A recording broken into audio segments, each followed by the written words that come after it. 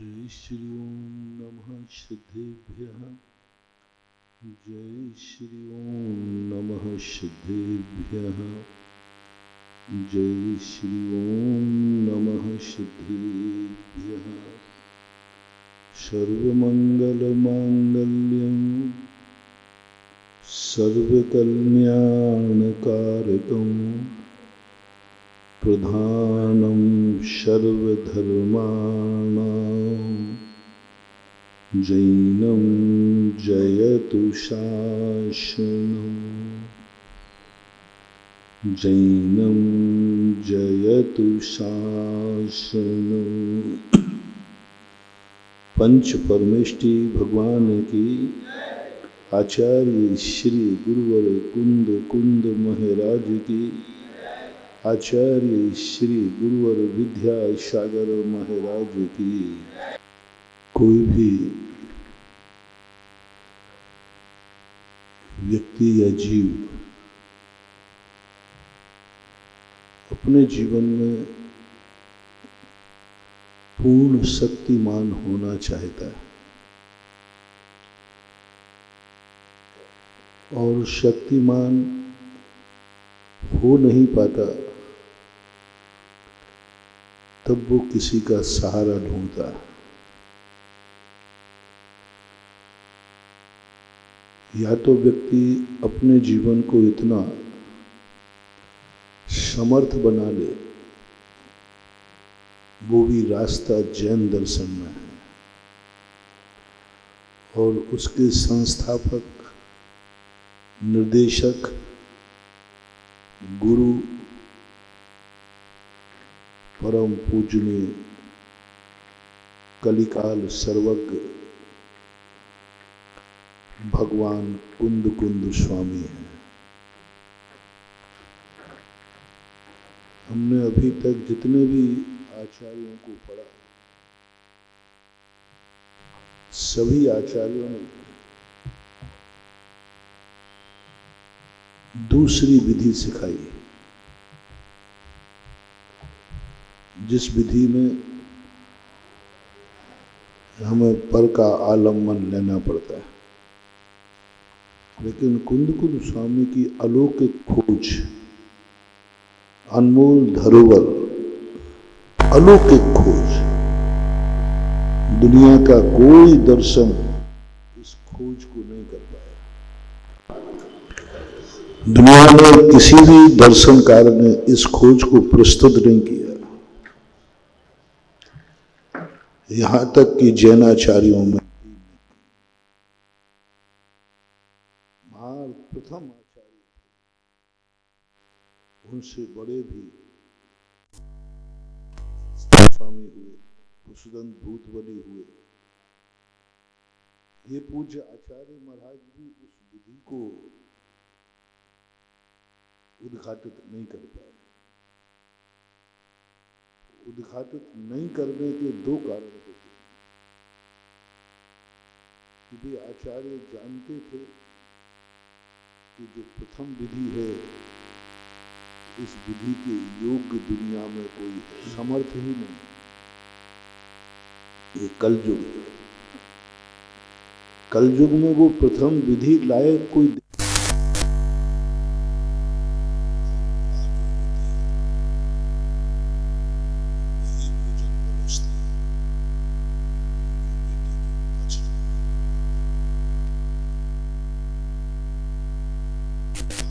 को ताकतवान भोजन देने का भाव नहीं करती। अच्छी माँ भोजन देने का भाव करती जो पच जाए। ताकतवान, पच जाने वाला होना, दोनों में अंतर है। एक ताकतवान दूध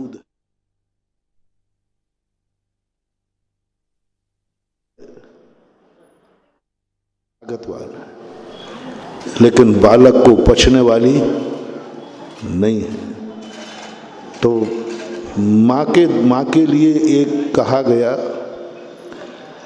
मैं पूछना चाहता हूँ माताओं से कि बेटे को ताकतवान चीज खिलाने का भाव करोगे कि पचने वाला? नहीं, ताकतवान खिलाओ ना जिससे अच्छा तगड़ा हो जाए। महाराज तगड़ा नहीं होगा, पचेगी ही नहीं, दस्त लग जाएगा, पचेगी ही नहीं, उल्टी हो जाएगी। ताकतवान वस्तु देखने से ताकत नहीं आती है, ताकत वाली वस्तु खाने से ताकत नहीं आती है, ताकत आती है पचने वाली वस्तु से। जो पच जाता है उससे ताकत आती है। नहीं तो सभी माताएं अपने बच्चे को शुरू से बढ़िया जन्मते ही बढ़िया दूध को ओंट ओंट करके रबड़ी खिलावे, ताकतवान हो जाएगा। ताकतवान नहीं हो जाएगा बेचारा, चला जाएगा। दूध में पानी मिला देती है। दूध में पानी मिलाना बहुत बड़ा पाप है, अपराध है। एक बालक को ऐसे ही माँ दूध में पानी मिला के देती थी। उसी दिन महाराज ने प्रवचन दिया, जो दूध में पानी मिलाता है उसका खून पानी बन जाता है। खून क्योंकि दूध में पानी मिलाया। और पानी मिला करके पैसा कमाने वाले को कभी भी पैसा फलता नहीं है। आपने बहुत छोटी क्लास में एक शिक्षाप्रद कहानियों में एक बंदर की कहानी पढ़ी होगी कि एक ग्वाला दूध में पानी मिलाता था। रास्ते में एक बंदर डाल पे बैठा बैठा देखता था। उसने कहा ये तो गड़बड़ कर रहा है। और वो किसान, वो जो ग्वाला था, वो बाजार में दूध बेच करके पैसा ला करके पेड़ के नीचे बैठता था। एक दिन वो पेड़ के नीचे बैठा, उसको नींद आ गई। तो बंदर ने धीरे से जो पोटरी थी ना, काय की पोटरी, पैसों की पोटरी उठा के ले गया। अब वो ग्वाला कहता बंदर भैया दे दे। तो वो उसमें से 1 रुपया निकाले तो टोपी में डाले और 1 रुपया पानी में डाले। बोले भाई भाई क्या कर रहा है? बोले दूध का पैसा टोपी में, पानी का पैसा पानी में। होता है। ये बंदर की कहानी नहीं है, ये यथार्थ सत्य है। जिस तरीके से तुम पैसा कमाओगे उसी तरीके से तुम्हें उसका फल मिलेगा। चोरी से पैसा कमाओगे कभी सेठ नहीं बन पाओगे, क्योंकि तुम दूसरे के साथ धोखा कर रहे हो, दुखी कर रहे हो। दूसरे को चोरी 2 प्रकार की होती है। एक अपने बचाव के लिए चोरी की जाती है और एक दूसरे को लूटने के लिए चोरी की जाती है। अपने बचाव के लिए तुमने धन छुपा के रख दिया, किसी को नहीं बताया। अपने बचाव के लिए, धन की रक्षा के लिए। जैसे तुम लोग टैक्स आदि बचाने के लिए कर लेते हो ना, यहाँ वहाँ एडजस्ट, यहाँ वहाँ एडजस्ट कर लेते हो, इस पैसे को ऐसा कर दो, ऐसा कर दो, जिससे हमें टैक्स से हम बच जाएं। ये भी चोरी तो है, लेकिन यह चोरी इतनी खतरनाक नहीं है कि तुम्हें दुर्गति करा दे। क्योंकि इस चोरी में मात्र अपना भाव, तुम्हारा भाव क्या है? दूसरे को लूटने का कि अपनी कमाई को बचाने का? बचाने का भाव। कैसे करके मैं बचा लूं, कैसे करके मैंने पसीने से कमाया है। जैन दर्शन तुम्हें छूट नहीं दे रहा है, लेकिन जैन दर्शन ने चोरी के 2 भाव कर दिए, एक अपने बचाव के लिए और एक दूसरे को बर्बाद करने के लिए। हिंसा के भी 2 भाव कर दिए। एक हिंसा वो जो अपने को बचाने के लिए की जाए, जिसे हमारे यहाँ विरोधी हिंसा बोलते हैं, और एक हिंसा वो जो दूसरे को मारने के लिए किया जाए, बचाव से नहीं, वो संकल्प ही हिंसा कहलाती, जिसमें अपना कोई बचाव नहीं, उसको मारना है बस। वो जिंदा नहीं रह जी देख सकता मैं उसको जिंदा नहीं देख सकता, मैं उसको सुखी नहीं देख सकता, मैं इसका जीवन बर्बाद करके रहूंगा, क्योंकि वो इतना सुखी होकर घूम रहा है, वो इतना सुखी है, और मेरा दुश्मन और सुखी रह जाए, ये तो बहुत, जो गुंडे लोग होते ना, गुंडे लोग, उनका नेचर यही समझना, वो किसी को सुखी नहीं देखना चाहते। वो कहते तूने आंख उठा के चल रहा है, आंख झुका के चल। अरे भाई आंख मेरी उठा के नहीं, मेरे सामने आंख नहीं उठा सकता, तू उठाएगा तो आंख फोड़ दूंगा।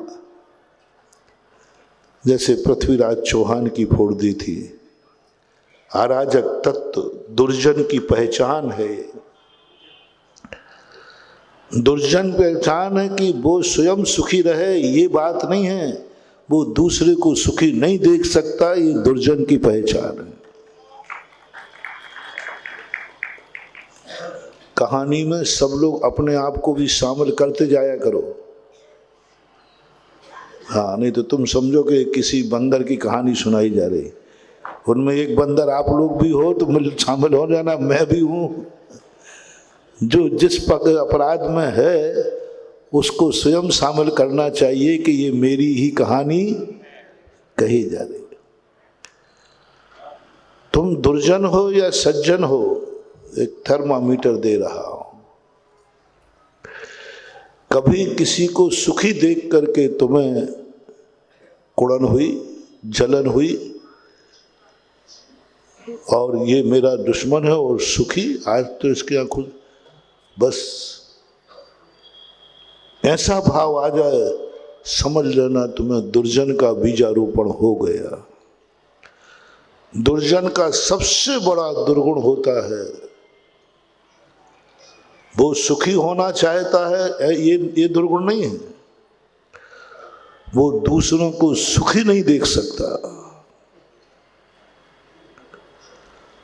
और वो सोचता है कि मेरे सामने आंख उठा के चले, मेरे सामने ये सीना फुला के चले, मेरे सामने इसके चेहरे पर मुस्कान है, बस ये बर्दाश्त नहीं है मुझे। इसलिए गुंडे लोग कहते हैं मेरे सामने आंख झुका ऐसी, यानी उनको मजा आता है कि मेरा दुश्मन जितना दुखी होगा वो खुश रहते। उनको यही मतलब है, ये सुखी क्यों है, ये मेरा दुश्मन खुला क्यों घूम रहा है, मेरा दुश्मन इतने चेहरे पर कमा हंसी कैसे है, इसके घर में खुशहाली कैसे है, बस सबसे बड़े दुर्जन का यही लक्षण। पृथ्वीराज की चौहान की आंखें इसी कारण निकाली गई। वैसे ही चौहान की आंखें बड़ी बड़ी थी। जब बंदी बना लिया गया तो बंदी के नाते ही वो तो चौहान होता है, ठाकुर होता है, छत्री था। उसने कहा, जिसने उसको बंदी बनाया था, उसने कहा इस दरबार में आज तक कोई भी आता है आंख झुका के आता है, और तू आंख खोले है। तो पृथ्वीराज चौहान ने कहा ये चौहान वंशी अजमेर का राजा हूं, इसकी गर्दन तो क्या आज तक आंख भी नहीं झुकी है और झुकेगी भी नहीं। आंख झुकती है अपराधी की या आंख झुकती है वीतरागी की? आंख झुकती है अपराधी की या आंख झुकती है वीतरागी की? चौहान कहते वीतरागी में हूं नहीं और अपराधी भी मैं हूं नहीं। अब आंख कैसे झुकाऊं? आंख कैसे झुकाऊं?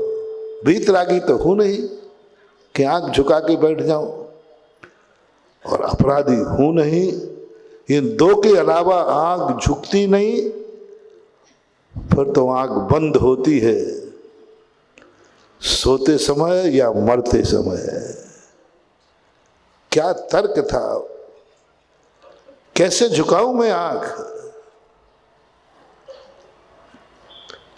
दिन है अभी, सो रहा नहीं तो आंख बंद होगी नहीं, और मरा हूं नहीं तो आंख बंद। और झुकाने की बात आई तो मेरा अपराध नहीं है, मैं तो उपकारी हूं तेरा। 16 बार मैंने तुझे माफ किया है, पहले वह उपकार तो चुका दे। 16 बार माफ किया था पृथ्वीराज चौहान ने अपने दुश्मन को। 16 बार जीवन दाता हूं मैं, अपराधी कहां हूं? जब अपराध नहीं किया है तो ना ये गर्दन झुकेगी और ना आंख झुकेगी। पृथ्वीराज चौहान ने आंख नहीं झुकाई, और दरबार का नियम था कोई आंख उठा के नहीं आएगा। आताताई थे वो, अराजक तत्व थे वो। आंख उठा के नहीं आएगा, बल्कि गर्दन झुका के आएगा। गर्दन झुकाना चाहिए, आंख झुकना चाहिए, और सामने आते ही कमर भी झुकना चाहिए। पृथ्वीराज चौहान कहते, मैं तेरा दास हूं नहीं कि कमर झुका दूं, गर्दन झुका दूं। तू मेरा मालिक है नहीं कि तेरे सामने नमस्कार कर लूं, और अपराधी हूं नहीं, आंख कैसे झुकेगी? तुरंत जाकर के उसकी दोनों आंखें फोड़ दे, बस इतनी सी बात पर। क्यों झुकाऊं आंख? अपराधी हूं नहीं, बीतरागी हूं नहीं। चौहान की आंखें फोड़ दे। बोले अब तो झुक जाएगी? बोले अभी भी पलक तो खुला रहेगा। आंख फूट गई, लेकिन पलक नहीं झपकाया पृथ्वीराज चौहान ने।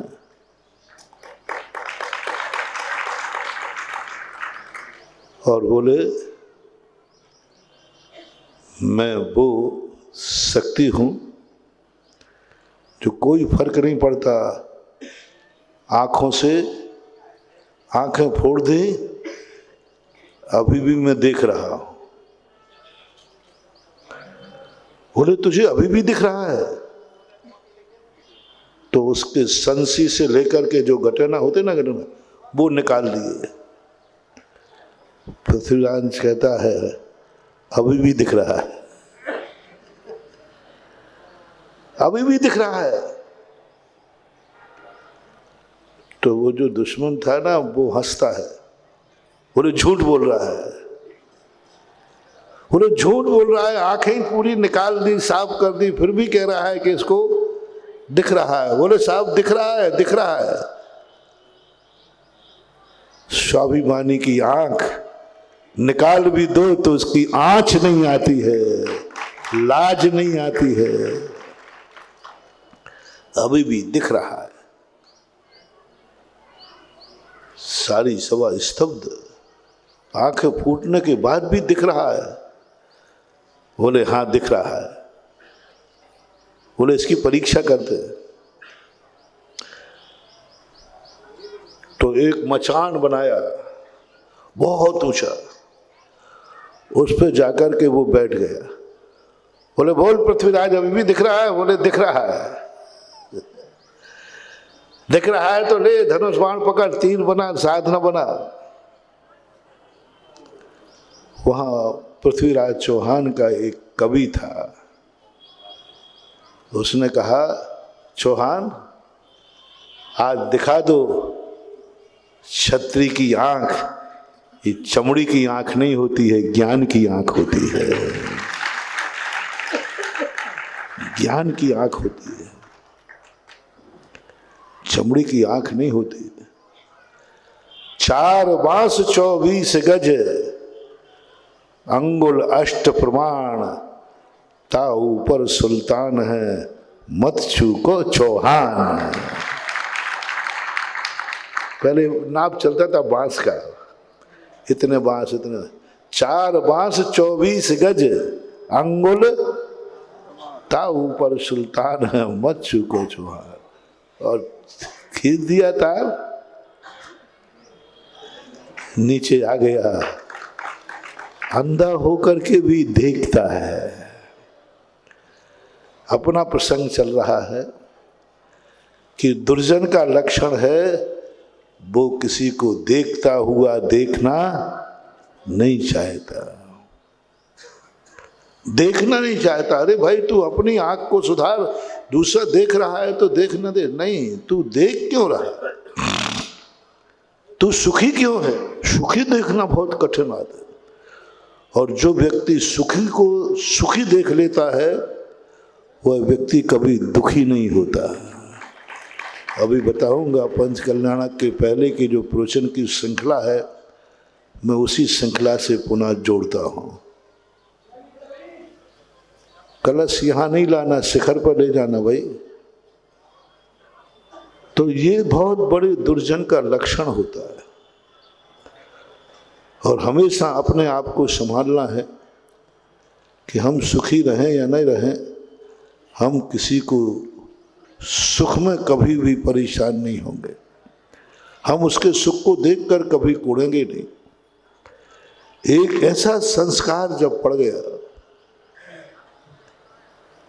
तो उसने जाकर के मिलता है। हमेशा ध्यान रखें, जो जिस ढंग से वो कमाता है, दूसरे को सुख को दुख में बदलकर और दुखी देखकर खुश होता है। दूसरा लक्षण, पहला मोटिवेशन लो कि हम किसी को सुखी देखकर कभी दुखी नहीं होंगे। दूसरा लक्षण लो, किसी को दुखी देखकर हम खुश नहीं होंगे। सुखी देखकर दुखी होना नहीं और दुखी देखकर किसी को खुश होना नहीं, चाहे हमारा दुश्मन क्यों ना हो। दुश्मन भी है तो हम उसको दुखी देखकर कभी खुश मत माना जाओ। ये 2 मंत्र तुम्हारी जिंदगी में आ जाएं। तुमने इतना मेहनत किया है ना टीकमगढ़ वालों ने, 10 दिन से मेहनत कर रहे हो, 10-12 दिन हो गए। कितने दिन हो गए मुझे आए? 10-12 दिन हो गए। बहुत मेहनत कर रहे हो, बहुत समर्पण दिखा रहे हो, बहुत सब कुछ दिखा रहे हो। लो, मैं तुम्हें ये 2 मंत्र देता हूं, जाओ, जिंदगी में कभी दुखी नहीं रहोगे। जाओ।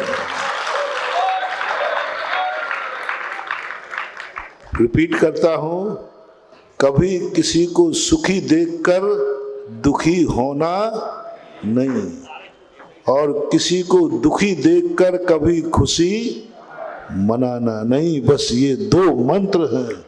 नमोकार मंत्र भूल जाओगे तो चलेगा, कभी भूल जाओ, अंजन चोर जैसे बुढ़ापे में आड़म ताड़म कछु ना आवे, भूल जाओ तो भी चल जाएगा। भगवान को भी भूल जाओ तो चला लूंगा, मैं बोल दूंगा कि बेचारा अभी भुलक्कड़ हो गया है बुढ़ापे में, और चलो मैं भी नाराज नहीं होऊंगा, मुझे भी भूल जाना तो कोई बात नहीं। लेकिन आज जो 2 मंत्र दे रहा हूं ये कभी ये आत्मा की पर्याय बना लो। किसी को सुखी देखकर दुखी होना, किसी को दुखी देखकर खुश होना, इससे बड़ा दुर्जन का और क्या। दुष्ट का ये लक्षण है, दुर्जन का ये लक्षण है।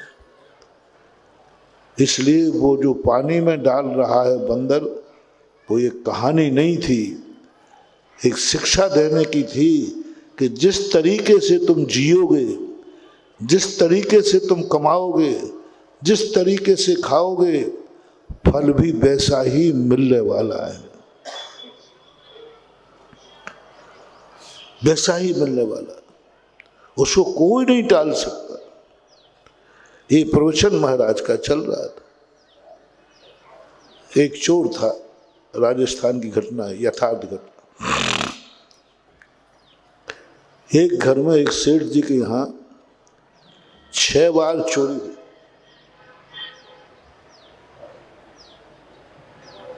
कितने बार?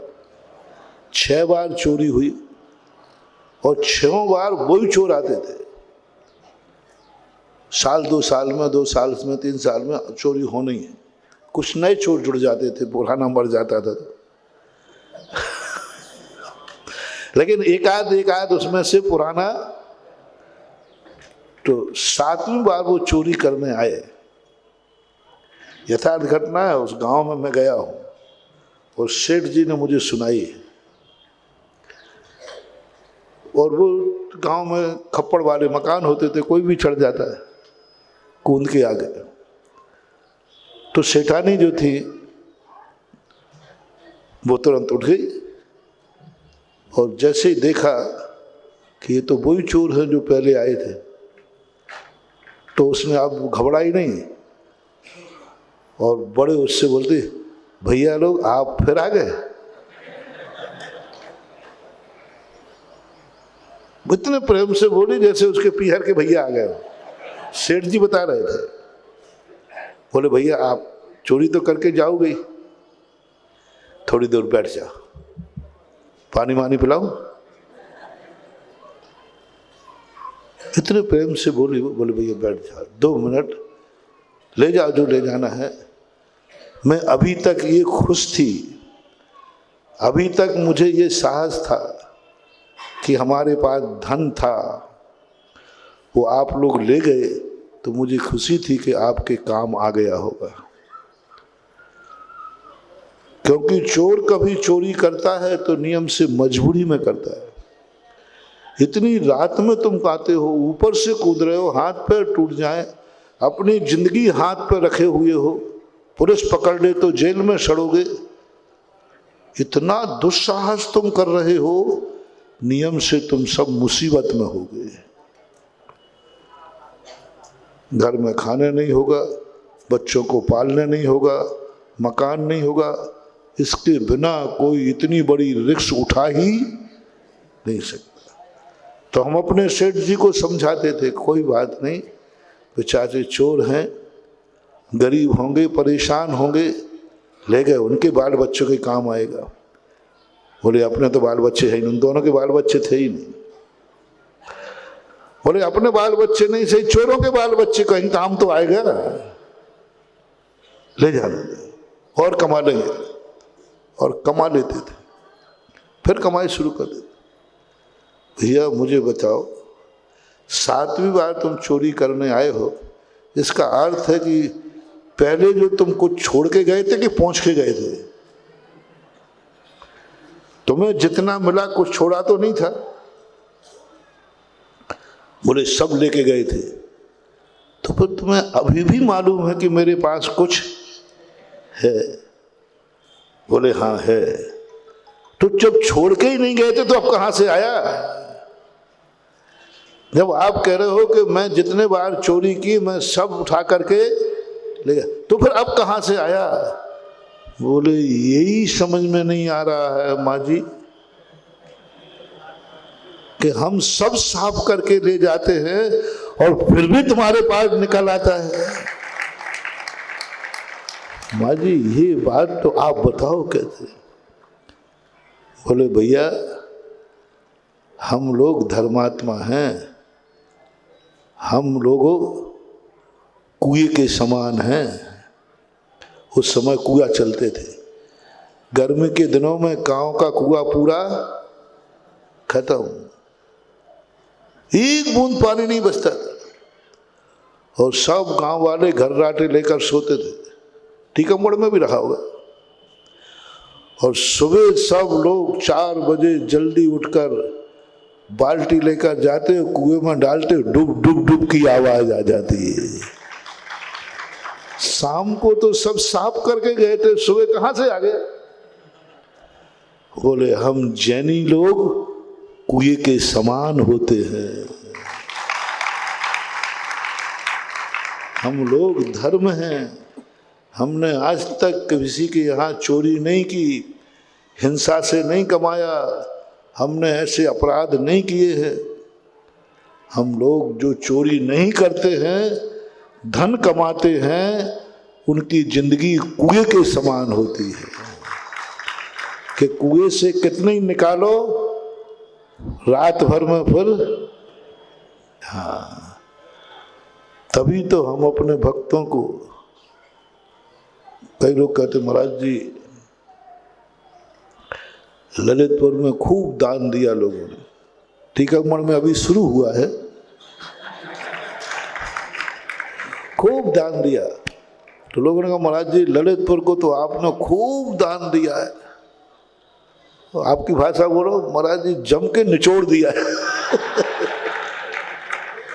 आप लोगों की भाषा ऐसे ही होती है। महाराज थोड़ी तो दया आपको आना चाहिए।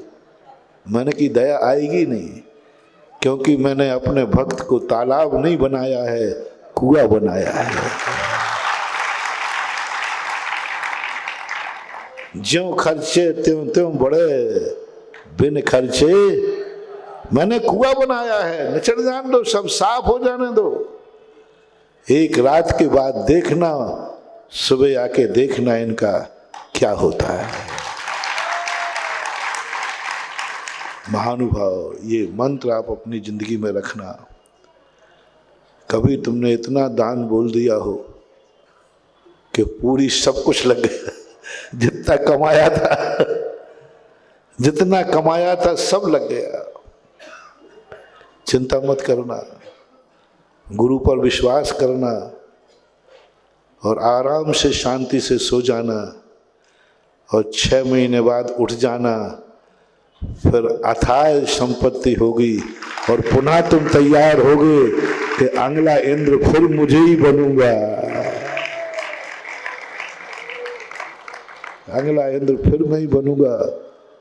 बोले तू तो पूरा खाली हो गया था, तू तो कह रहा था कि हमारे पास तो जितना था मैंने सब लगा दिया, बल्कि ओवरऑल लगा दिया,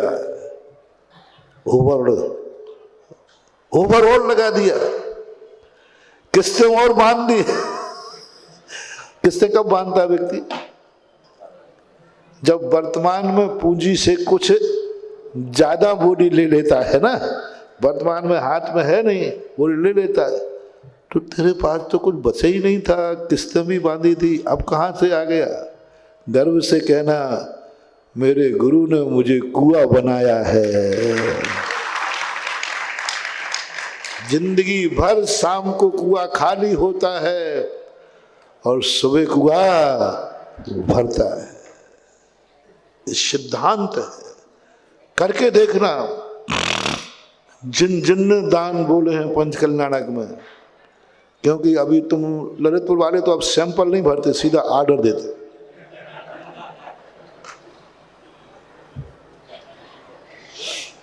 तुम सैंपल में शुरू कर देना और उनके कुछ दिन बाद ये पैसा पूरा चुक नहीं पाएगा और तुम दूसरी बोली लेने के लिए तैयार हो जाओगे।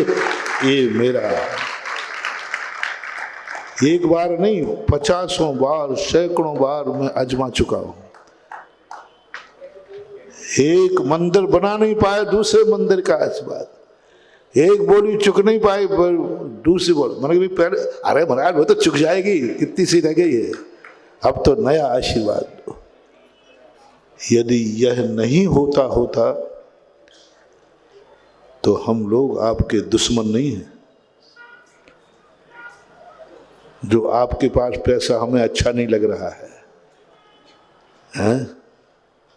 डाकू नहीं हूं, साधु हूं।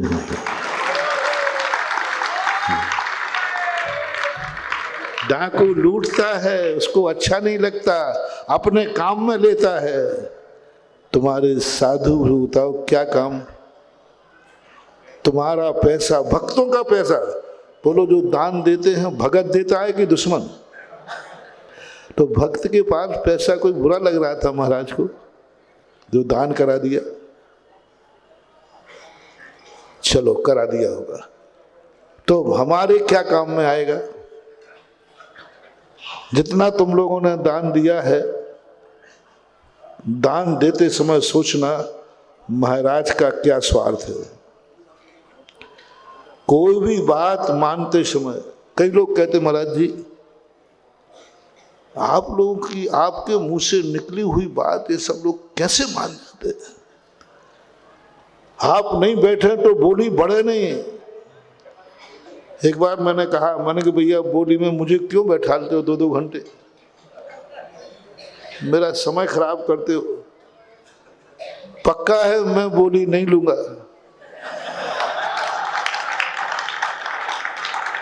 पक्का है मैं बोली नहीं लूंगा, मुझे क्यों बैठालते हो? तो कमेटी ने कहा आप बोली नहीं लेंगे मुझे मालूम है, लेकिन आपके बैठते ही बोली लेने वालों की लाइन लग जाएगी, बोली बढ़ जाएगी। मैंने क्यों क्यों? बस एक विश्वास है तुम्हें, महाराज बैठे हैं और जिस चीज की महाराज के सामने बोली लग रही है, इसका अर्थ इस बोली में दम है, तभी महाराज समय दे रहे हैं, नहीं तो दे ही नहीं सकते। क्योंकि महाराज कभी गलत कार्यों के लिए समय और अपना समय दे रहे हैं, इसका अर्थ इसमें कोई दम है।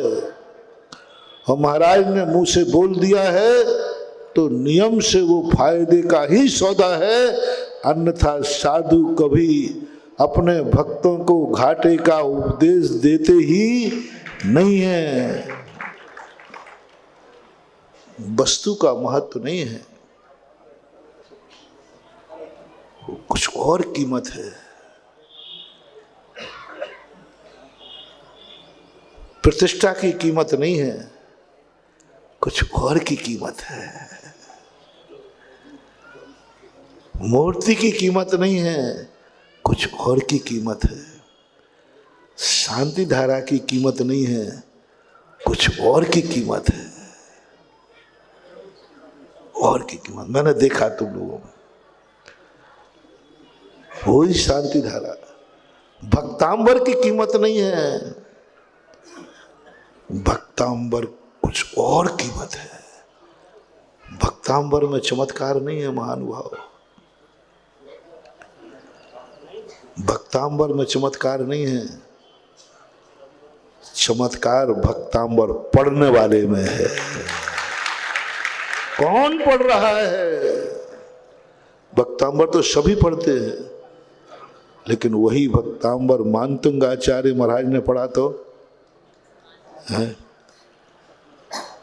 तुम 48 बार पढ़ लो और एक कमरे में बंद करता हूं, साकारी खोल के दिखा दो। पूज्यवर मानतुंग आचार्य महाराज ने एक एक श्लोक पढ़ते गए, एक एक ताला। बोलो भक्तांबर वही है कि दूसरा है? किसका महत्व हो गया? पढ़ने वाले। शांति धारा की बोली बैठे ठाले, अरे भाई मुझे परेशान मत करो, मैं शांति धारा नहीं करता हूं, मैं शांति धारा नहीं करता हूं, मेरे क्यों? आपके भगवान है, आपकी शांति धारा पढ़ लो ना। महाराज जी कमेटी वाले, महाराज जी आप बैठ जाओ ना, और आप बस इतना कहूँगा आज की शांति धारा महाराज करेंगे, बस फिर बोली देखो दनादन। तो बोलो शांति धारा की कीमत दी है तुमने कि पढ़ने वाले की? वाह। मैंने एक प्रैक्टिकल किया, रामटेक में था पूज्य गुरुदेव के पास, उनने शांति धारा की बोली बढ़ाई, बोली बढ़ी नहीं, बढ़ी नहीं। तो सब लोग मुझे मानते हैं कि महाराज शांति धारा के मास्टर हैं, सारा भारत जानता है। कमेटी वाले कहते महाराज जी कुछ करो, बोली नहीं बढ़ रही है। तो मैंने कहा बोली कैसे बढ़ेगी, मुझे मालूम था कैसे बढ़ेगी। तो मैंने किताब ली, आचार्य श्री के पास गया, आचार्य श्री आप बैठे तो है ही, यदि आप ये शांति धारा पढ़ दो तो हम लोग सब धन्य हो जाएंगे। आप बैठे तो है ही। आज नहीं हमें नहीं करना, मैंने पढ़ वो लोग पढ़ लो।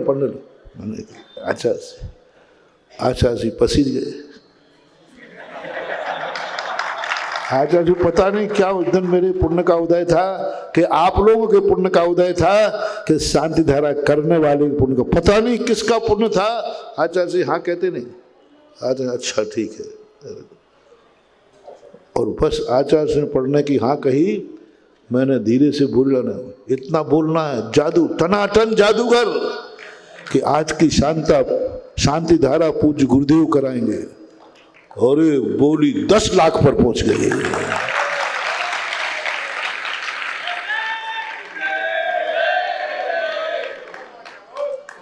शांति धारा वही थी, भगवान जी भी, जल भी। किसका अंतर आ गया? हमारे शास्त्रों में एक सूत्र कहलाता है, वक्ता की प्रमाणता है वचन की नहीं। वक्तृ प्रामाण्यात वचन प्रमाणम।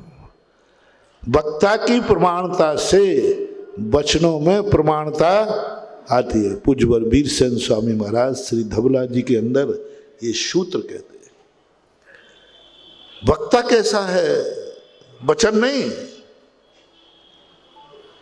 नहीं, वक्ता कैसा है? दवाई कैसी है ये कोई नहीं जानता, डॉक्टर कैसा है? बोलो तुम दवाई जानते हो तब खाते हो कि डॉक्टर को जानते हो? 99% दवाई को नहीं जानते। उसमें जहर है कि जहर मोहरा है, क्या है तुम्हें कुछ भी पता नहीं है। तुम किसको जानते हो? बस डॉक्टर ने कहा ना, कुंद स्वामी महाराज ने भी यही कहा, जय विस्म भुजंतो बेजो पुरुषो न मरण व्याधि। जहर भी है और वैद्य के हाथ से दे रहा है तो फेंकना मत, खा लेना, वही जहर तुम्हें जिंदा रखेगा। लेकिन किसके हाथ का? इसलिए वचनों की प्रमाणता लाने के लिए वक्ता की प्रमाणता होती है। सब कुछ वही होता है, लेकिन फिर भी आप लोगों का ये भाव रहता है, ऐसा परिणाम होता है कि महाराज बैठे हैं, बस विश्वास है कि ये कार्य अच्छा है। महाराज ने बोल दिया, कार्य को तुम कुछ नहीं जानते, महाराज ने बोला ना, तो मुझे विश्वास है कि मेरे महाराज कभी गलत चीज की महिमा गा ही नहीं सकते। उन्होंने गाया है तो वो वैसा है, ऐसा हो नहीं सकता, वैसा ना हो, ऐसा परिणाम बनता है। और वही स्थिति, वही जीवन आज सारी दुनिया में चल रहा है वहां। इसलिए हम कभी नहीं कहते कि भगवान में अतिशय है, मैं तो कहते हैं भगवान बैठालने वाले में अतिशय है। भक्तांबर में अतिशय नहीं है, भक्तांबर पढ़ने वाले ने किस विशुद्धि से पढ़ा है। विशुद्धि भक्तांबर की है कि विशुद्धि भक्तांबर पढ़ने वाले की है? पढ़ने वाले की। नमोकार मंत्र का कोई महत्व, उतना महिमा नहीं है। नमोकार मंत्र की माला फेरने वाला चाहिए। वो कैसा है? नमोकार मंत्र के 5 नंबर हैं तो 15 नंबर माला फेरने वाले के नंबर हैं। भक्तांबर पढ़ने के 5 नंबर हैं और भक्तांबर पढ़ने वाले के लिए 15 नंबर है।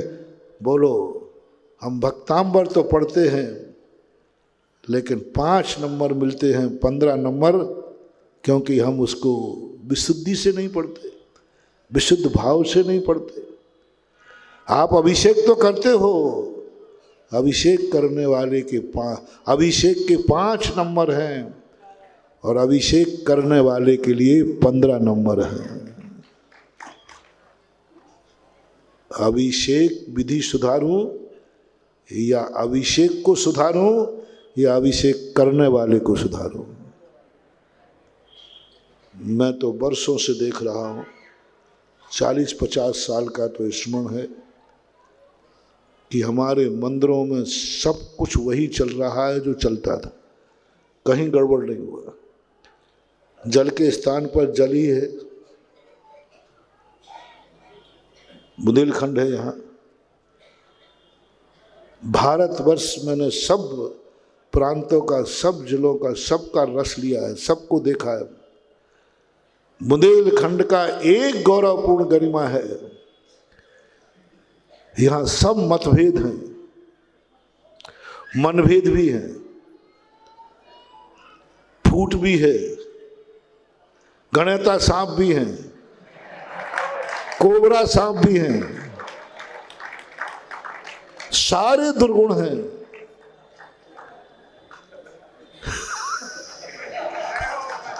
सारे दुर्गुण हैं, पर बुंदेलखंड में एक गुण है कि प्रत्येक मंदिर की पूजन की थाली और अभिषेक का लोटा एक समान है। हर प्रांत में पूजन की थाली में घी है, कभी गन्ने का रस, कभी फलाना है, लेकिन गर्व से कहता हूं, टीकमगढ़ का भी कह दूं, हाँ नहीं तो गड़बड़ नहीं हो, मैं अभी पहली बार आया हूं बहुत मुझे। बोलो यहाँ सब मंदिरों के अभिषेक के लोटे में क्या है? पक्का कह रहे हो, नहीं तो गड़बड़ हो जाए कोई काम। बस एक खूबी है, एक गर्व से मस्तक। हम कितने भी विरोधी रहें, हम परस्पर में कितने भी कसाई करें, लेकिन मंदिर को जब जाते हैं, भगवान पर अभिषेक होता है तो सबके लोटे में एक शुद्ध जल होता है। हम कहीं तो एक है, हम हर स्थान पे अलग अलग हैं। घर में बाप से भी अलग है,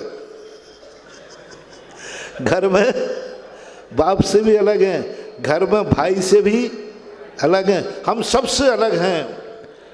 लेकिन हमारा बुंदेलखंड मात अभिषेक के लोटे में एक है, अखंड है, और यही अखंडता बुंदेलखंड का मस्तक ऊंचा उठाते हैं। यही कुंद कुंद की परंपरा है, जिसके यहाँ सब एक लोटा है। यही प्राचीन परंपरा कुंद कुंद की परंपरा है। बस बुंदेलखंडियों, तुम सब कुछ कर लेना, इस गौरव को कभी दूषित मत होने देना। दुनिया पलट जाए तो पलट जाए, आकाश के तारे नीचे आ जाए तो आ जाए हम, लेकिन अभिषेक का लोटे का अंदर का माल एक था, एक है और एक ही। दूसरा पूजन की थाली पूरे बुंदेलखंड में सबकी एक है, वही अष्टद्रव्य है, उसमें कोई परिवर्तन नहीं हुआ, कोई परिवर्तन नहीं हुआ। इसलिए मुझे मंदिरों की अभिषेक की विधि नहीं सुधारना है, अभिषेक नहीं सुधारना कि अभिषेक कैसा करना है।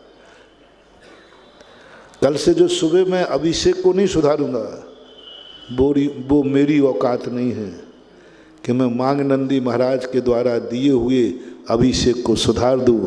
इतनी औकात मेरे में नहीं है कि मैं पूज्यवर मांगनंदी महाराज पुरुषों के लिखे हुए अभिषेक विधि को मैं कुंद कुंद की मूल आमनाम को सुधार कर दूं। इतनी औकात मेरे में नहीं है। तो ना मैं अभिषेक सुधारूंगा, अभिषेक का जल मुझे मालूम है कि अच्छा जल होगा, प्राशक होगा। मैं तो अभिषेक करने वालों को सुधारूंगा तो चमत्कार होगा, क्योंकि अभिषेक में चमत्कार है ही नहीं। उसके तो 5 नंबर हैं और अभिषेक करने वाले के 15 नंबर हैं। तो मैं तो 15 नंबर दिलाऊंगा, 5 तुम ले लेना अपने आप। और 5 नहीं भी मिले तो 15 तो कितने परसेंट हो गया? अरे 75% तो मेरिट लिस्ट आ गई, बात खत्म हो गई। 5 नहीं भी मिले तो कोई बात नहीं, अभिषेक करने वाला सुधर गया, अभिषेक करने वाले का मन सुधर गया, अभिषेक करने वाले का वचन सुधर गया, अभिषेक करने वाले के हाथ सुधर गए, अभिषेक करने वाले के कपड़े सुधर गए, सब सुधर जाएगा। अभिषेक तो चमत्कार क्या, 700 क्या 7000 कोड़ियों के कोड़ दूर करने की शक्ति आ जाएगी, करने वाला सुधर जाए। अभिषेक तो वही है, भक्तांबर तो वही है महानुभाव, उसमें सुधार करने की औकात मेरे में नहीं मानूंगा। भक्तांबर में मैं सुधार करूंगा? बस मैं तो भक्तांबर को सदा नमस्कार करता हूं। बस मैं तो मात भक्तांबर पढ़ने वालों को सुधारता हूं। तुम सुधर गए तो भक्तांबर तो सुधरा ही है। पढ़ने वाला बिगड़ा है, मंदिर नहीं बिगड़े हैं, मंदिर आने वाले बिगड़े हैं। मंदिर में बैठे हुए भगवान को नहीं सुधारना है, वो तो किनको सुधारना है? मंदिर में आने वालों को। मंदिर कितना भी पवित्र कर लेना, मंदिर में आने वाले रास्ते यदि गंदे होंगे तो मंदिर कब तक सुरक्षित रहेगा? बोलो। मंदिर में आने वाले रास्ते यदि गंदे रहेंगे और मंदिर कितना भी पवित्र हो जाए, वो पवित्रता कितनी देर टिकेगी? इसलिए मैं मंदिर को नहीं सुधारता हूं, मंदिर में आने वाले रास्तों पर झाड़ू लगवाता हूं। आज पंचम काल में मंदिर गंदे नहीं हुए हैं, मंदिर में आने वाले रास्ते गंदे हो गए। और जो रास्तों पर चलने वाला चलेगा तो वो भी गंदा होकर के ही आएगा, और उससे मंदिर गंदा होता है, उससे मंदिर के अतिशय खत्म होते हैं, उससे मंदिर की महिमा खत्म होती है। मंदिर की महिमा, मंदिर को गंदा करने वाले, गंदे रास्तों से आने वाले गंदे लोग आ जाते हैं तो मंदिर का अतिशय कम हो जाता है। इसलिए कल से भगवान को शुद्ध तो मैंने कर दिया, वो तो औपचारिकता थी, वो तो सदा शुद्ध थे ही। उनके तो स्वयं के पंच कल्याणक उनके पुण्य से हुए थे, हमने तो नियोग मात्र किया है। लेकिन सही पंच कल्याणक उनका तो पंच कल्याणक हुआ है, अब तुम्हारा कल से कल्याण होना है। और ये भी ध्यान रखना, मैं बहुत पॉलिटिक्स जानता हूँ, मैं तुम्हें नहीं सुधार रहा हूँ, मैं तुम्हारे टीकमगढ़ की गलियों को साफ नहीं कर रहा हूँ, कोई जमादार नहीं हूँ। हाँ, तुम्हारे बाप का नौकर हूँ कि तुम्हारे गलियों को सुधारता बोलो। हाँ, बस मेरी एक तमन्ना है, जिस मंदिर में मैंने सूर्य मंत्र दिया है, ये मंदिर सदा पवित्र बना रहे, सदा पवित्र बना रहे। इसलिए मैं चाह रहा हूं कि गंदे लोग आएंगे तो मंदिर गंदा होगा, मंदिर की पवित्रता बनी रहे, इसलिए थोड़ा तुम्हें सफाई कर दूंगा। मेरा उद्देश्य मंदिर को पवित्र रखना है। तो मैं तो मान जाओ तो मान जाओ, मान जाओ तो मान जाओ। तीसरी बार बोल रहा हूँ, चौथी बार आप बोलना, मान जाओ मान जाओ मान जाओ, नहीं तो आप बोलो। हाँ, जोर से, ये सर बोलो ना, थोड़ा जोर से। हाँ, बहुत अच्छा है ना, तुम ओरिजिनल बुंदेलखंडी हो, आता है। 3 बार बोलूंगा, मान जाओ मान जाओ मान जाओ, नहीं तो। क्योंकि मंदिर पवित्र करना है, मैंने सूत्र खोजे हैं। मंदिर में अतिशय चाहिए, मंदिर को पवित्र रखना है, तो मंदिर में आने वालों को पवित्र कर दो, मंदिर सदा पवित्र रहेगा। पूजा तो पवित्र थी, है, और बस पूजा करने वाले को पवित्र कर दो। आज भी धनंजय कवि जैसा चमत्कार हो सकता है। धनंजय कवि इसी पंचम काल के थे महानुभाव, 7वीं शताब्दी में हुए हैं। क्या गजब, क्या गजब। बेटे को सांप ने काट लिया। एक निस्सही का चमत्कार, एक ओनली, पूरी विधि नहीं बता रहा हूं, एक शब्द बोलते ना, निस्सही निस्सही निस्सही, मात्र निस्सही का चमत्कार बता रहा हूं। धनंजय कवि ने दरवाजे पे जाते ही बोल दिया निस्सही निस्सही निस्सही। निस्सही का अर्थ क्या है? मैं निश्चल हूँ, मैं निस्संग हूँ, मैं अब भगवान और मेरे अलावा अब दुनिया में मेरा किसी से कोई संबंध कोई नहीं है। मंदिर की देरी के अंदर आकर के महानुभाव, मंदिर की देरी के अंदर जाते ही तुम्हें किसी को भी जय जनन नहीं करना, किसी को नहीं पहचानना, चाहे ब्याई जी आ जाए, चाहे बाप आ जाए, मात्र मेरा संबंध मैं और भगवान, इन दो के अलावा मेरा कोई नहीं है इस दुनिया में, जितनी देर मंदिर में हो।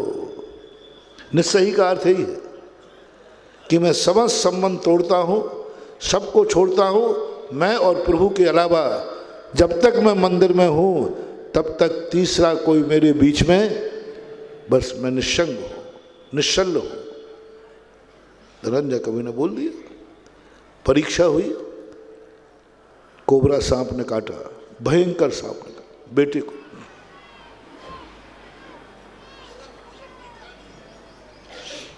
कि तुम्हारे बेटे को सांप ने काट लिया। धनंजय कवि ने सुना ही नहीं। मेरा बेटा, मेरा तो भी भगवान है और मैं भगवान का हूं, मेरा बेटा है ही नहीं। पूजा करते रहे, करते रहे।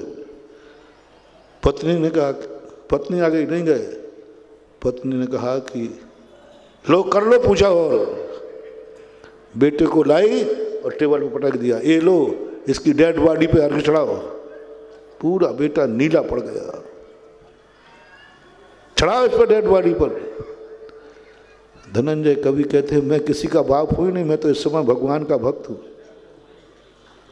अनुभूति आत्मा की पर्याय, मैं भगवान का भक्त हूं, बस मैं किसी का बाप हूं ही नहीं, मेरा बेटा है ही नहीं, भगवान मेरे सामने है, मैं भगवान का भक्त हूं। पूजा करते रहे।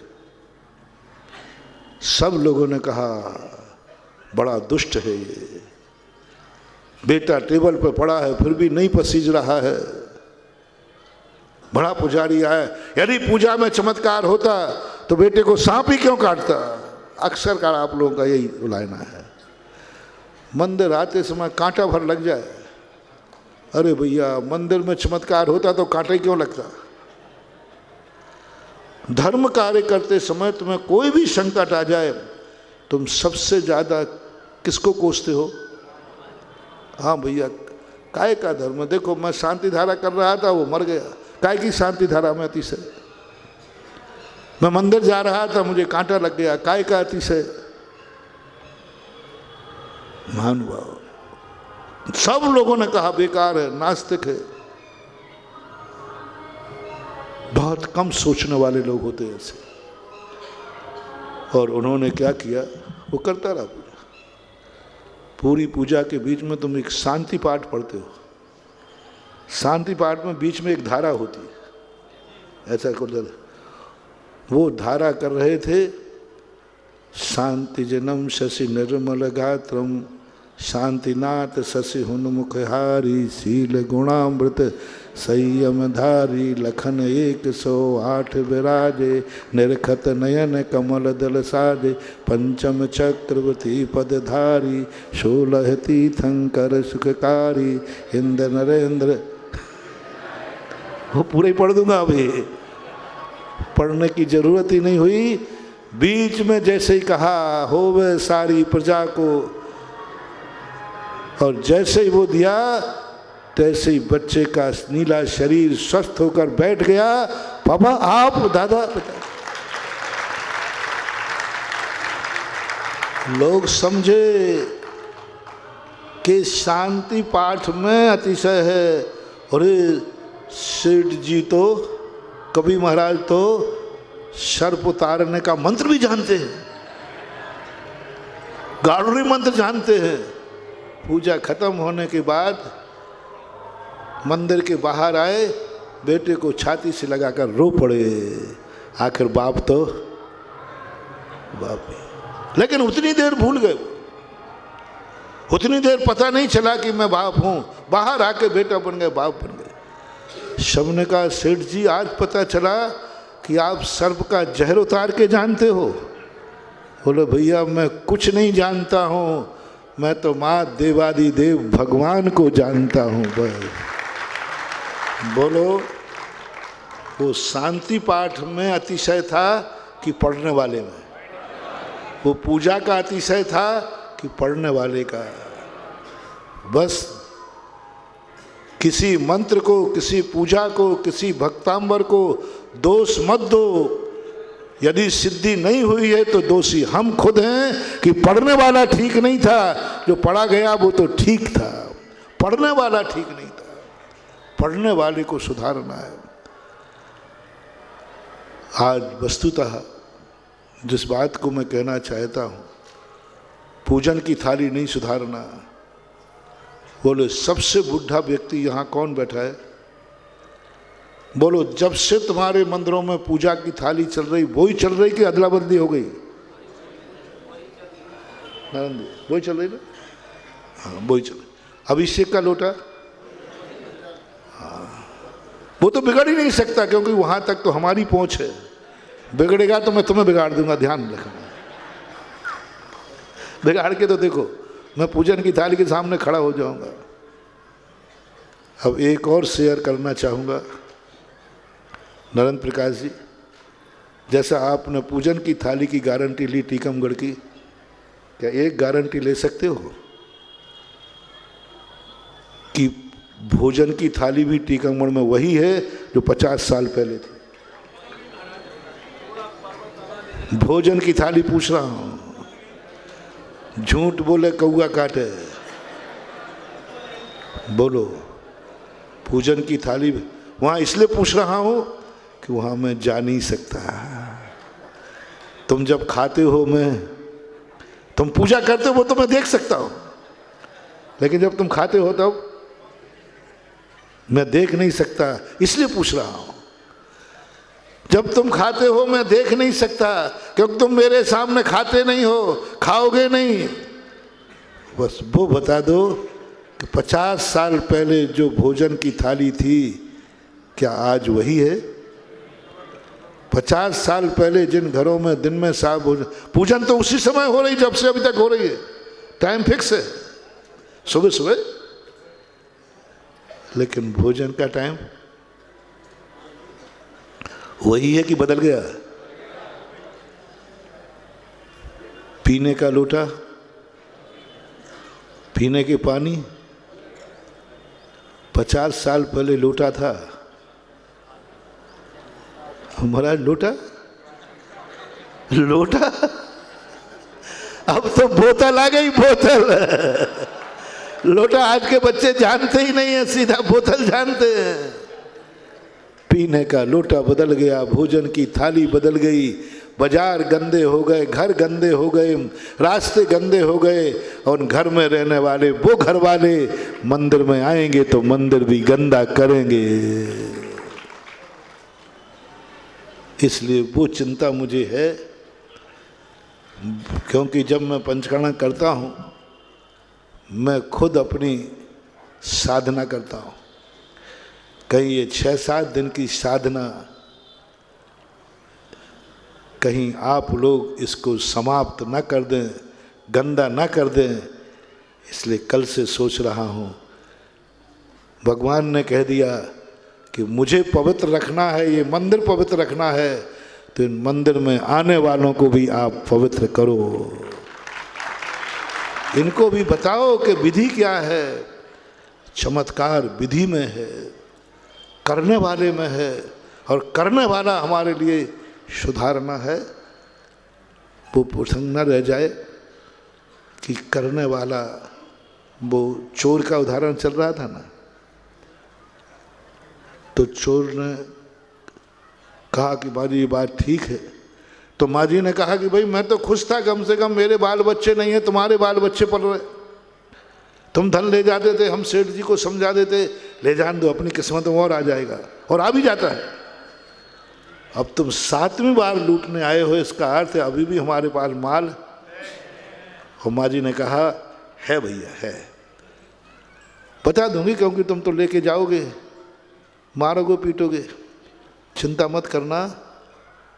तुम हम लोग कुएं के समान हैं, जो कुएं यहीं से तो अपन साइड में हुए थे, कुएं के समान हैं। हमारे गुरु ने हमें कुआं बनाया है, हमारे धर्म ने हमें कुआं बनाया है। तुम बिल्कुल साफ करके ले जाओ, तो भी हमारे यहाँ हम प्यासे मरने वाले।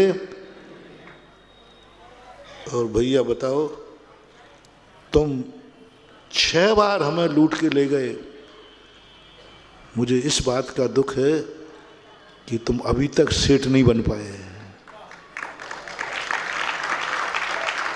हम 6 बार लूटने के बाद आज भी सेठ के सेठ हैं, और तुम 6 बार लूटने के बाद फिर भी चोर के चोर हो। वो सेठ जी लेटे लेटे कह रहे ये तो ऐसे ब्याह का बात कर रही जैसे इसके पीहर के लोग आए हो। बोले भैया चोर के चोर हो आज भी। आज मुझे दुख हो रहा है कि तुम लोग आज भी चोर हो। जिस धन के बल पर हम सेठ बने थे, वो धन तुम्हारे पास पहुंचा, तुम आज भी चोर के चोर हो। बोले हाँ माँ जी, पहली बार चोरी करने आया था, जो दुर्दशा थी, जो परेशानी थी, वो आज भी है। एक पहले एक लोरी सुनाते थे बच्चों को, चोरन के घर चोरी भई, मान डुकरियाँ मोटी भई। एक लोरी है बच्चों के, कौड़ी के रे कौड़ी के, मान पसेरी के, उड़ गए तीर और बस गई मोर, ऐसा सुनाते हैं बच्चों। कौड़ी के रे कौड़ी के, है ना। वो माँ कह रही है अरे छोकरे, वो कहता है ना मुझे कंधे पे उठाओ, बच्चा रोता है ना तो मुझे उसको उठा लेते ना तो वो चुप हो जाता है। तो माँ कहती है कौड़ी रे के कौड़ी के, मान पसेरी के, कंधे पर बैठेगा और कौड़ी का तो है नहीं। कौड़ी के रे कौड़ी को, मान पसेरी बोलते 5 सेर को, मान 5 किलो का है और कीमत। और उसी में एक आगे पंक्तियां हैं, चोरन के घर खेती भई, मान डुकरिया। कभी चोरों के यहाँ खेती हुई है?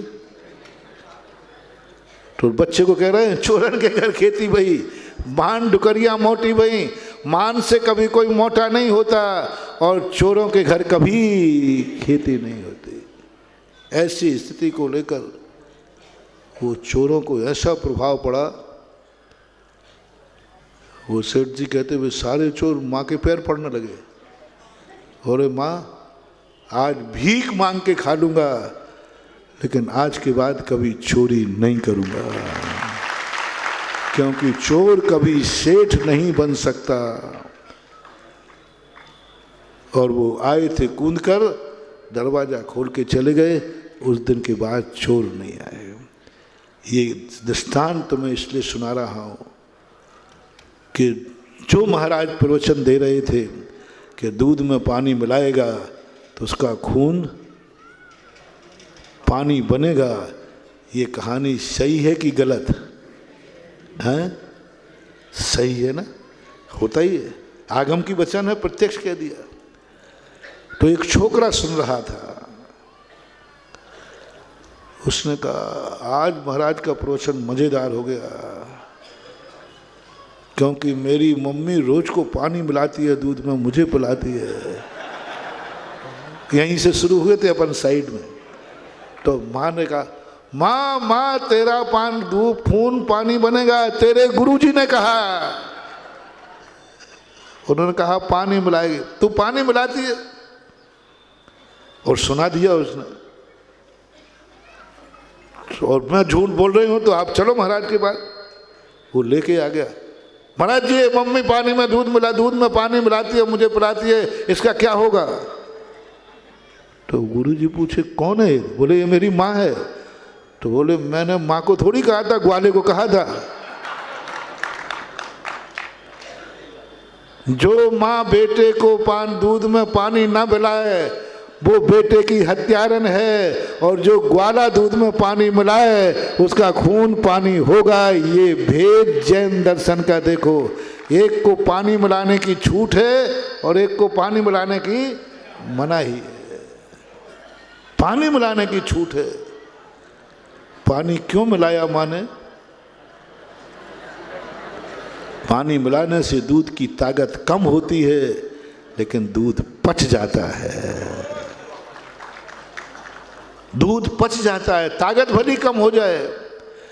ऐसे ही हमारे जितने भी आचार्य हुए, सब पुष्दंत भूत बलि आदि जितने भी बट्टकेर आचार्य महाराज भी, इन सब ने तुम्हारी जठराग्नि देखी तो सब ने दूध में पानी मिला मिला कर पिलाया। पर का आलम मन लो, नमोकार मंत्र पढ़ो, पूजा पढ़ो, ये पढ़ो, लेकिन कुंद कुंद भगवान ने कहा कि भली इनको नहीं पिलाऊंगा, लेकिन बताऊंगा तो सही। समय सार तुम लोगों को पिलाया नहीं, लेकिन बताया है। समय सार में वो वर्णन है जो संसार में प्राप्त होते ही नहीं। हमने कल मोक्ष कल्याणक के प्रवचन में कहा था, समय सार मात्र सिद्ध भगवान का वर्णन है। समय सार की अनुभूति सिद्धों की अनुभूति है। लेकिन उन्होंने कहा यदि सिद्धों का अनुभव नहीं बताऊंगा तो लोग फिर यही समझेंगे दूध मिला पानी ही होता है। तो उन्होंने शुद्ध तत्व की बात कही। यदि आप लोग शुद्ध तत्व को बता सके, पचा सके, बिना पानी का दूध पचा सके, तो कल से फिर उसी का उपदेश हो जाए। पचा सकोगे? हैं? शुद्ध दूध पचा सकोगे? पीने की चेष्टा मत कर लेना, नहीं तो फिर बोतल लेके दौड़ोगे, लोटा तो कहूंगा ही नहीं। अब इस कल युग में, इस पंचम काल में शुद्ध दूध किसी को पचेगा नहीं। इसलिए पूज्यवर समंत्र भद्र महाराज ने श्रावकाचार का उपदेश दिया। पहले मुनि बनने का उपदेश दिया। उन्होंने कहा नहीं तुम मुनि नहीं बन पाओगे, तो मेरा कल्याण होगा कि नहीं होगा। उन्होंने श्रावकाचार, श्रावकाचार का अर्थ है दूध को सुपाच्य बनाना, और मूलाचार का अर्थ है दूध को गरिष्ठ बनाना, वरिष्ठ बनाना, रबड़ी बनाना। अब जो तुम, मैंने दोनों दुकानें, मैंने कहा था ना मीठा एक प्रकार का होता और मिठाई, तो अब अपने पास दो मिठाई हैं। एक ओटा हुआ दूध रबड़ी है, और दूसरा और दूध में थोड़ा पानी मिला है। दोनों में से आप क्या खाना? पहला जो रबड़ी है उसके लिए मुनि बन के खाना पड़ेगा। मिल जाएगा, मिलेगा, पर मुनि बनना पड़ेगा। और दूसरा जो दूध है उसमें मीठा है, उसके लिए मुनि नहीं बनना पड़ेगा। With house, with family, with money, सब तुम्हारे हाथ में रहेगा, फिर भी तुम पी सकते हो। और रबड़ी खाने के लिए कुछ नहीं, दोनों में से एक चीज का करो। फिर कल अपन का समय, फिर दुकान में वही ज़्यादा बनाऊंगा रात में। आज बोलो रबड़ी वाला कि पानी वाला?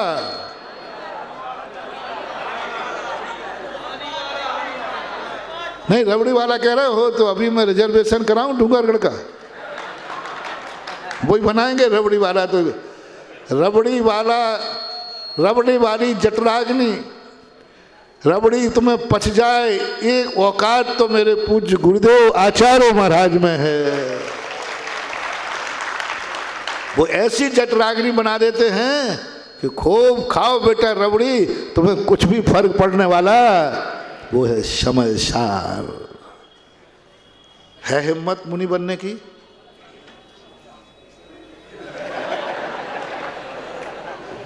ऊपर ऊपर से मत बोलना, अंदर से बोलो। हमने इधर नहीं कहा। चलो इधर भी पूछ ले, नरेंद्र प्रकाश जी। अब कह रहा महाराज जी अब बुढ़ापे में क्या बन है, जवानी में तो मिले नहीं और बुढ़ापे में मिले तो अब नहीं हो सकता। अब दूसरी बात रह गई, तीसरा कुछ है नहीं, दो ही मार्ग हैं, पूज्य बनो या पूजा करो। तीसरा कोई मार्ग नहीं, तीसरा तो तिये की बैठक है। तिये की बैठक कब होती है? डेड बॉडी भी खत्म, राख होती है। तो बोलो दो मार्गों में से एक मार्ग पे आ जाओ, या तो पूज्य बन जाओ और या नहीं तो तिये की बैठक को तैयार रहो। तीन रास्ते बता दिए हमने। जो व्यक्ति या तो पूज्य बन जाओ मनुष्य पर्याय जैन कुल में पाकर के, और या पूजा की थाली ले लो, अन्यथा तिये की बैठक को तैयार रहो। मैं थोड़ा खुला बोलता हूँ महाराज जी, ये तीसरी बात नहीं बोलो तो क्या हो जाए आपको, वो तो जरूर बोलूंगा। बोलो तीन में से कौन सा श्रेष्ठ है? नीचे से चलूं, तिये की बैठक? नहीं महाराज, नहीं नहीं वो नहीं। तो ऊपर नंबर 1 पे करूं, सब पूज्य बनोगे। अब बीच की उंगली बची, क्या बची? बस कल वो चीज अपन को दिखाना है, वो चीज तुम्हें सिखाना है कि इस मंदिर में अतिशय लाना है। मेरा भाव है, मैं किसी एक अतिशय क्षेत्र से नहीं बनता हूँ, मैं तो जिस मूर्ति को नमस्कार करता हूँ उस मंदिर में अतिशय चाहता हूँ। टीकमगढ़ का ये नंदीश्वर मंदिर एक अतिशय मंदिर के नाम से जाना जाए, और वह अतिशय नाम से मंदिर जानने में आप ही साधक हैं और आप ही बाधक हैं। जो जो मंदिर में आएंगे वही अतिशय बनाएंगे, और जो जो मंदिर को बिगाड़ेंगे वही अतिशय बिगाड़ेंगे। अब मंदिर को अतिशयकारी बनाना किसके हाथ में है? मेरे हाथ में नहीं, आपके हाथ में है। तो कल से अपन मंदिर को अतिशय करना रहे। कितने बजे? 6 बजे, यानी 6 बजे। किसी भी हालत में कैसे भी हो, एक वाक्य भी तुम्हारी अनुपस्थिति में मेरे से नहीं निकल जाए। कल बहुत जो तुमने कभी नहीं सुना होगा, तुमने पूजा सुनी होगी लेकिन पूजा की महिमा नहीं सुनी होगी। तो सब लोग आज से जिनकी परीक्षाओं के पेपर हों, वो कोई बात नहीं, बच्चों के पेपर भी हो सकते हैं, लेकिन घर में बैठे मत रह जाना। कल जो घर में बैठा रहा, ध्यान रखना, कल इस मंदिर से सारे भूत छूटेंगे। हाँ, इसका प्रमाण दूंगा मैं, बिना प्रमाण के कभी तुम मत सोचना कि मैं धमकी दे रहा हूं। धमकी देना मुझे आता नहीं, और जो कहता हूं वह हुए बिना रहता नहीं, ये ध्यान रखना। यदि आप गलती करना चाहते हैं, यदि ऐसा, तो फिर मुझसे कल सुबह से वो विधि मेरे मुख से मत कहलवाओ, तो फिर तुम्हें कुछ नहीं होगा। फिर घर में बैठे रहना, फिर कुछ नहीं होगा, फिर घर में बैठे रहना। और मैंने शुरू कर दी, मैं करते ही ऐसे ही हूँ। पहले कहता हूँ, हे चौकीदारों देवताओं, जो मंदिर में आ गया ठीक, नहीं आया तो जाके निपटाओ। अब मैं क्या करूँ, मेरे चौकीदार पैसे ही है, उसी के लिए उनकी नौकरी रखी है। तो बोलो अभी फैसला कर लो, उपद्रव में मत पड़ो, आपका पंचकणक हो गया, तुम भी फ्री, हम भी फ्री, तुम भी फ्री, हम भी फ्री, काय को उपद्रव कर रहे हो? और या फिर तैयारी करो कि कल कोई भी पुरुष वर्ग घर में नहीं रुकेगा सुबह 6 बजे। खास तौर से नंदीश्वर कॉलोनी वाला, खास तौर से नंदीश्वर कॉलोनी, जो नंदीश्वर कॉलोनी में अपना जो लोग इस मंदिर से जुड़े हुए हैं, यूं मान लो अकेले नंदीश्वरी को, जो लोग इस मंदिर से जुड़े हुए हैं, इस मंदिर से जो जुड़े हैं, वो भूल नहीं करना, नहीं करना, नहीं करना। जिन लोगों को इस मंदिर का अतिशय चाहिए है, वो गलती नहीं करना, नहीं करना, नहीं करना। जिन लोगों को ये चाहिए कि कभी भी कोई भी बात आए हम आदिनाथ भगवान का सहारा लेंगे, वे गलती ना करें, ना करें, ना करें। जिनको ये विश्वास हो कि मेरी ज़िंदगी में मैं इतना समर्थ नहीं हूँ, मुझे कभी भी कुछ भी हो सकता है, जो मुझे आदिनाथ भगवान का त्रिकाल 24 का सहारा लेना ही पड़ेगा, ऐसा है तो वे चूक ना करें। मैं बार बार इसलिए कह रहा हूँ कि बाद में नहीं कहना कि आपने पहले से नहीं बताया था, इसलिए मैंने आगाज कर दिया। और कल सब लोग कोई भी मंदिर का धोती दुपट्टा पहन के नहीं आएंगे, अपने खुद का निजी, चाहे वो पंचकर्णक का मिला हो, वो तो तुम्हारा ही है। पंचकर्णक वाला नहीं का है ना कि वापस ले लिया।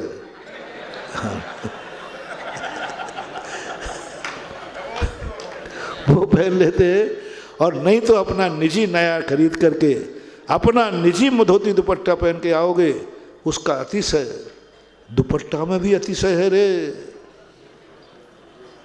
धोती में अतिशय है। तुम कहाँ कहाँ खोज रहे हो, तुम अतिशयों के भंडार हो, तुम्हारी हर क्रिया अतिशयकारी है। तुम मंदिर के लिए बाथरूम में नहाते हो, वहां अतिशय है, तुम क्या समझते हो मंदिर में ही है? बताऊंगा, कल बताऊंगा। महावीर भगवान की